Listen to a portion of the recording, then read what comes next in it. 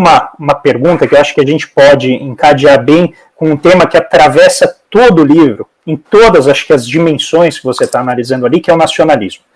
Então, existe um problema, combinando a leitura do livro com a sua entrevista para o Conversas com Economistas, você coloca algo de uma maneira muito simples, que é o seguinte: o Brasil, historicamente, sempre esteve refém, ou vamos dizer, mercê, né, atuando mercê dos ciclos financeiros internacionais. Nosso grande amigo Gabriel Galípolo coloca de uma outra maneira um pouquinho mais direta do que você pôs no texto, que é: a gente pega dinheiro em dólar e aplica em non-tradables, né, joga em serviços, em coisas, depois tem um monte de problema quando a gente não consegue adquirir dólar para pagar essa dívida. Isso terminou e foi diplomado em 2009, quando a gente se tornou credor do FMI, pouco antes, evidentemente, de 2006, quando a gente paga, tem um resultado líquido positivo, mas a construção das reservas ainda é incrivelmente controversa pelos custos fiscais que existem. Então, aparentemente, as pessoas têm amnésia, né, sobre tudo que o Brasil viveu antes da formação dessas reservas e fica criticando isso. Mas o que eu queria colocar para você, a partir dessa reflexão, é: qual é o espaço de política econômica que nós temos para, numa situação de crise como essa, aproveitar os recursos nacionais, a institucionalidade que foi montada, para construir um projeto nacional de desenvolvimento que nos permita reindustrializar, mas com um novo conceito de industrialização e efetivamente, né, fazer com que o Brasil assuma uma rota diferente. Sobre os ciclos financeiros, esse é um ponto muito importante que você levanta. O Brasil, se realmente, se você pegar um período que vai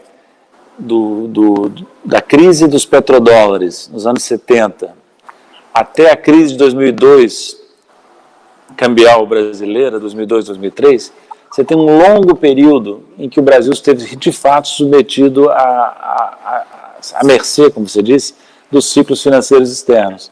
Isso muda, como você também notou, e é muito importante notar essa mudança. Isso muda no governo Lula, quando o Brasil finalmente aprende a lição de que não pode ficar exposto às intempéries dos ciclos financeiros internacionais. E o que o Brasil faz? O Brasil faz um movimento de ajustamento do balanço de pagamentos em conta corrente e de acumulação de reservas. E esse movimento que o Brasil fez no governo Lula, Dilma, persistiu, não foi destruído nem no governo Temer e nem no governo Bolsonaro.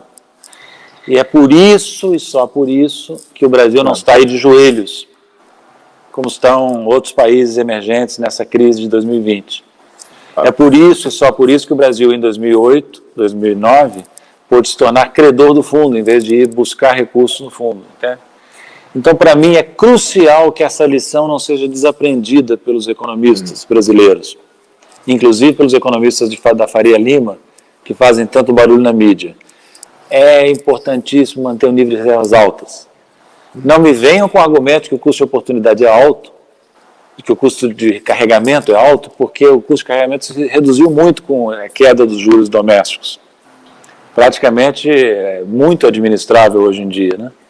E na realidade se torna negativo quando o real se deprecia, porque o setor público brasileiro é credor em moeda estrangeira. Então, manter o setor público credor em moeda estrangeira, liquidamente falando, reservas internacionais altas, regime de câmbio flutuante, foi outra grande inovação, essa devida ao governo Fernando Henrique Cardoso, diga-se bem da verdade, mesmo não simpatizando com Fernando Henrique. A transição para a flutuação foi muito importante para a nossa proteção internacional.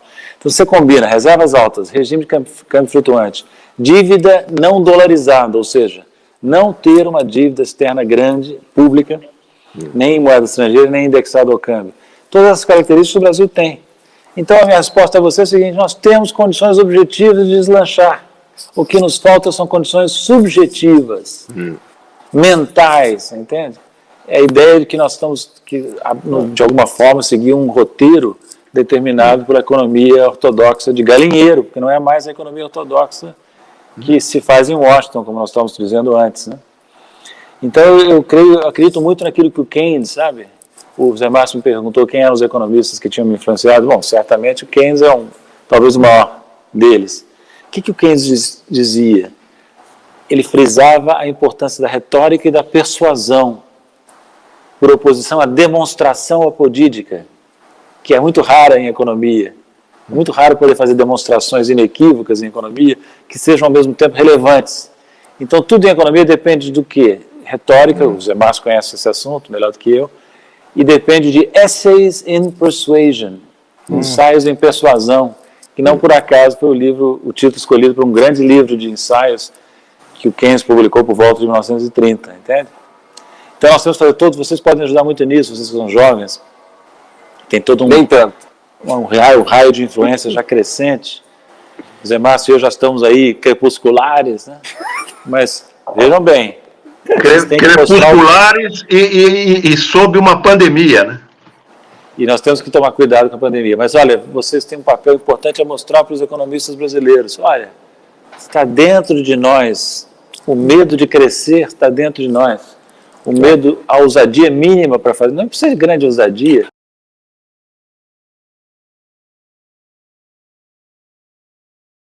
Mas você vê, Paulo, e até só para dar um exemplo do que você está falando, esse ano o nosso déficit fiscal primário vai ser de quase R$1 trilhão.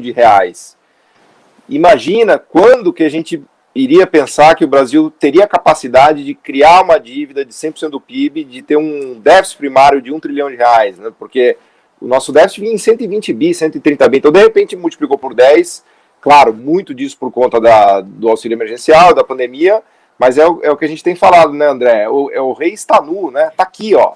E só lembrar, só pontuar, juros a 2% com juros reais negativos. Se fosse válida a teoria do ortodoxa de galinheiro, com esse déficit fiscal que nós estamos tendo em 2020, nós teríamos que ter juros explodindo e inflação explodindo. Né? Então é importante chamar a atenção para a gritante dissonância entre teoria primária ortodoxa e a realidade. E isso não é inofensivo, porque essas teorias inibem a atuação do governo. Subordinam o governo a uma agenda que não é nossa. É uma agenda estrangeira, eu nem sei se é estrangeira, é uma agenda que nem tem lógica, né? É uma agenda burra, que está nos fazendo um mal tremendo, né? Nós estamos, por exemplo, qual é a grande restrição fiscal brasileira? É a restrição autoimposta do teto de gastos. Não é uma restrição, existe uma restrição real, claro. É uma lei. Mas é uma lei, infelizmente uma lei que é uma emenda constitucional do Temer, que esta sim é a principal restrição. Restrição burra. Eu nunca vi, tudo que eu estudei de política fiscal, tudo que eu vi lá no Fundo Monetário, nunca vi uma regra tão burra, tão simplória quanto essa. E que, no entanto, é tratada pelos economistas que dominam o discurso público na mídia corporativa como se fosse a última lei, o mandamento fundamental que não se pode violar. Sim. Não, é um monolito, né? Você nem discute isso. E pior, eles vão dizer que esse ano a gente só fez déficit de 1 trilhão e os juros estão na mínima histórica e a inflação não disparou por conta do teto do gasto. Ou seja, aí realmente é o coroamento do absurdo, né? É o movimento. Isso está na tábua de Moisés, né? Na tábua de Moisés. Não são 10 mandamentos, são 11. É que está no verso, Zé, está no verso. Sabe o que é isso, Paulo? Isso aí é o movimento defensivo de uma teoria falida. É o movimento do Ptolomeu em face das evidências crescentes que o mundo não era ptolomaico mais. Dos epiciclos dos planetas. Famosos epiciclos, né? Então, nós precisamos fazer a revolução copernicana e mostrar o seguinte, nós temos aí condições de fazer política fiscal menos, eu não digo que seja uma política fiscal expansionista, pura e simples, mas menos hostil ao crescimento, né? Claro. E menos hostil à distribuição de renda, pelo amor de Deus. Não, o problema é que a Revolução Copernicana foi feita faz um século já, mas a Igreja continuou no poder com muita força, né? É difícil mudar isso. Eu acho que o cenário central para 2022, como tem apontado algumas lideranças políticas, é um cenário em que o Bolsonaro, central, né? Com enorme incerteza em torno desse centro. Bolsonaro chega mais ou menos competitivo na eleição, com chance de ir para o segundo turno, e haverá um candidato, digamos, de direita tradicional e um candidato da centro-esquerda. Né? Esses serão os 3 candidatos principais no primeiro turno. E o desafio para a centro-esquerda, como disse o Flávio Dino e também o Haddad, né, é não ficar de fora de um possível segundo turno, de um provável segundo turno, porque eu não acredito que o Bolsonaro ou qualquer outro candidato tenha condições de ganhar no primeiro turno, dada a polarização do eleitorado. Então o desafio é não cair na esparrela de ser excluído do segundo turno. E aí tem, no meu entender, tem muito chão pela frente, muita água para correr, Zé Márcio, mas é muito importante ter uma atitude paradoxal, sabe? Que é alternar moderação com radicalismo. Povo na rua é importante, sem povo na rua nós não vamos para frente. Mas é importante ter clareza na articulação política para não rejeitar o diálogo com algo que não existia praticamente e está começando a se esboçar, porque política não tem vácuo, né? Que é um centro. Vão aparecer aí, vão aparecer crescentemente candidatos de direita se movendo para o centro. E até, estranhamente, para a centro-esquerda, retoricamente falando. Né? A entrevista do Arthur, que vocês viram, né? Dizendo que ele e o Armínio ele se intitulou, né? Ele e o Armínio são de centro-esquerda. Se o Armínio é centro-esquerda, minha avó é um velocípede. Eu acho que vai haver os ventos estão soprando no mundo, mais do que no Brasil, a favor de uma mudança. A favor do declínio dessa onda de extrema-direita da qual o Bolsonaro é caudatário. Mas isso não quer dizer que a vitória, quem vai levar vantagem com o declínio da extrema-direita seja a centro-esquerda. Pode ser uma direita neoliberal. Uma centro-direita, né? Uma centro-direita. Você acha que existe espaço nesse contexto, mesmo de uma dominância, de uma, vamos dizer, um centro ou centro-direita, de a gente avançar na reforma tributária na direção de uma estrutura não apenas mais eficiente, mas também mais progressiva, taxando lucros e dividendos, agora que o Paulo Guedes reconheceu que ele acha importante, ele já havia reconhecido na palestra com o Piketty aqui na USP que ele achava certo taxar isso. Você acha que tem já formou um consenso suficiente para a gente avançar nessa direção? Acho que não. Sendo realista, não. Porque você aí vai tocar num ponto nevrálgico. Seu sobrinho do sistema financeiro, ele discorda. Os meus sobrinhos discordam. Não tem condição. Não tem condição política. O problema é o seguinte, é que, infelizmente, é mais difícil ganhar o Congresso que ganhar a presidência, historicamente. E veja que nós passamos por quantos anos? São 8 anos de Lula e 6 de Dilma, 14. E não se conseguiu fazer nada de importante para mudar a estrutura tributária regressiva, socialmente injusta que nós temos. Então, agora acho que precisa tentar? Claro que precisa tentar. Eu vou dizer a vocês, eu acho que até já existem as ideias, viu? Não é que seja um problema de formulação. Tem muitas propostas, inclusive propostas na forma de projeto de lei, no Congresso, estudos detalhados. Um tema que eu acho que é imprescindível a gente discutir e que está muito na agenda do dia é a questão da autonomia do Banco Central. E você tem uma posição bastante forte. Eu gostaria que você compartilhasse aí suas ideias para a gente debater esse ponto que vai ser tão importante. Olha, exatamente. Eu cito nesse debate um grande banqueiro brasileiro, que, aliás, agora dar o nome dele, Olavo Setúbal. Na época era vivo, era presidente do Itaú, não podia comprometê-lo num debate com um economista heterodoxo, mas é o Olavão. O Olavão disse isso para mim: Paulo, você pensa que eu sou tão conservador? Eu não sou. Eu sou contra, por exemplo, a independência do Banco Central. Aí eu disse a ele: por quê? Você já viu quem passou pela direção do Banco Central no Brasil? Imagina com um mandato fixo e longo para ele pensar. Essa pergunta do Olavo. Mas é que eu costumo brincar, porque tem que ser, o Banco Central tem que ser, todo mundo quer que ele seja independente dos políticos, mas ele precisa ser independente dos economistas também, porque é complicado ali você dar autonomia para um economista por muito tempo. A gente que conhece a espécie, né, Paulo, a gente tem medo, né? Poxa, você pensa bem, né? Isso o Olavo Setúbal disse antes de conhecer alguns outros que viriam para a presidência do Brasil. Um deles, inclusive, o próprio Bevilacqua. Você imagina o Bevilacqua, um radical. Você dá um mandato longo para um radical, aí troca o presidente, troca o governo, continua aquele mesmo radical com estabilidade no cargo. Então, só faria sentido essa teoria da independência se o Banco Central fosse um órgão puramente técnico, em que você pudesse confiar a gestão monetária e outras funções do Banco Central a uma tecnocracia que seguiria uma teoria incontestável. Mas não é assim, nós sabemos que não é assim. A teoria monetária existe, é sólida em vários pontos, mas não em todos. Há muita controvérsia, né? O Banco Central opera num ambiente político, não é só um órgão técnico. Então, não se pode imaginar que a direção do Banco Central seja uma tecnocracia pura, que precisa ser protegida da influência nefasta do político com horizonte de curto prazo. Então, eu continuo contra a independência do Banco Central.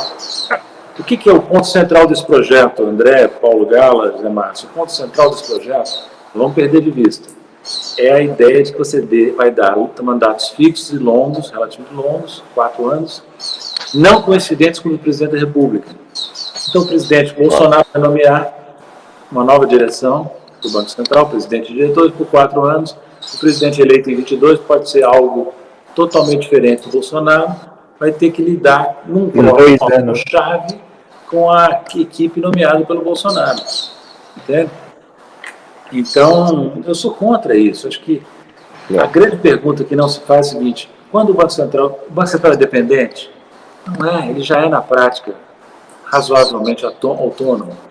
Onde é que o Banco Central é dependente? Ele é dependente das instituições financeiras. E essa dependência se estabelece não na lei, mas na prática pela porta giratória de que falávamos antes. Então você tem o sujeito, faz carreira nos bancos, vai para o Banco Central, valoriza o seu passe, volta para os bancos, eventualmente volta ao Banco Central. Isso é um resumo do que foi, por exemplo, a carreira do Ilan Goldfein. Começou no setor privado financeiro, foi para o Banco Central, voltou para o Itaú, uma posição mais importante, voltou para o Banco Central na condição de presidente, agora voltou para ser conselheiro do Credit Suisse. Então, o que essa gente faz? Ela se cacifa no setor público para exercer funções no setor privado. Como é que se faz esse cacifar? O sujeito tem que dançar conforme a música. Ou seja, subordina-se o Banco Central a interesses privados. É a captura do regulador pelo regulado.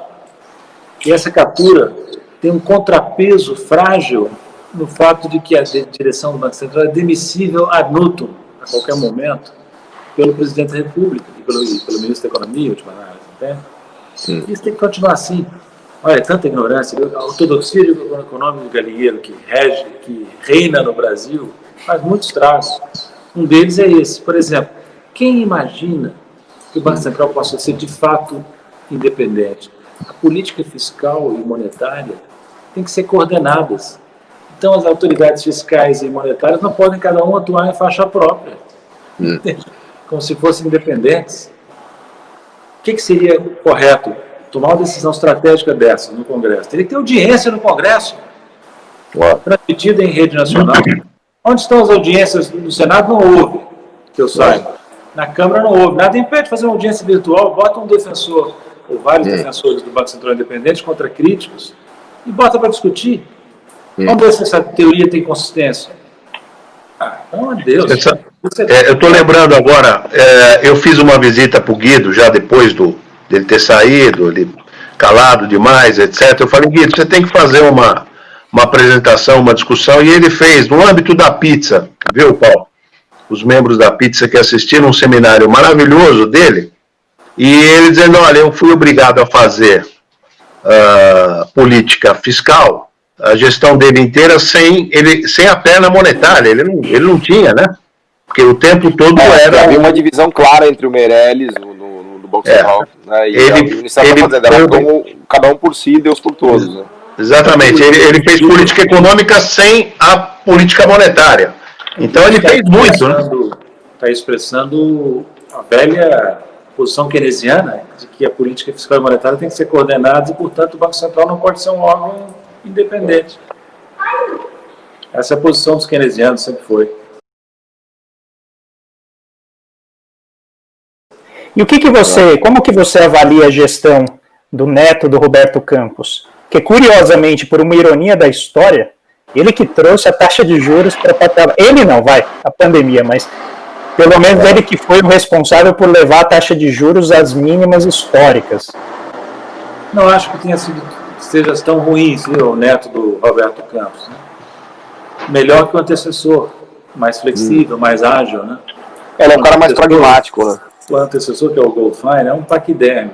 Esse aí, um cara que tem mais agilidade dentro do mercado diretamente, era um operador, não era economista de banco, era um operador.